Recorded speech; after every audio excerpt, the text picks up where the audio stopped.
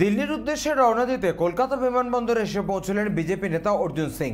কলকাতা বিমানবন্দরে তিনি বলেন, শপথ গ্রহণ অনুষ্ঠানে যোগ দিতে দল থেকে ডাক পেয়েছি, তাই যাচ্ছি। ফলাফল নিয়ে বলেন, জোর করে ভোট করানো হয়েছে, অবজারভারগুলো বিক্রি হয়ে গেছে, অনেকগুলো বিষয় রয়েছে।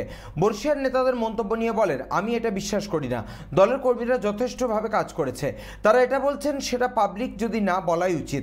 আমি কি করতে পেরেছি এবং ইলেকশন কমিশনের ভূমিকা নিয়ে সারা বাংলার মানুষ স্পষ্টভাবে দেখেছে, সেটা নিয়ে না বলে দলের মধ্যে দলের কথা বলা।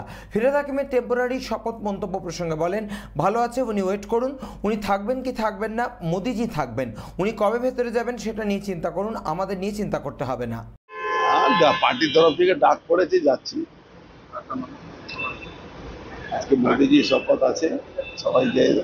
এরকম রেজাল্ট হলো, কি বলবেন? মানে রেজাল্ট তো জোর করে ভোট করানো, জোর করে গুনতি করানো, অবজারভার গুলো পয়সা নিয়ে বিক্রি হয়ে গেছে, এরকম অনেক রকম তথ্য আছে। বিজেপির অনেক নেতা, বর্ষিয়ান নেতা, অনেক সিনিয়র নেতা, তারা বলছেন যে দলের কোথাও কৌশলগত ভুল ছিল। আমি এটা বিশ্বাস করি না। দলের কর্মীরা যথেষ্টভাবে কাজ করেছে।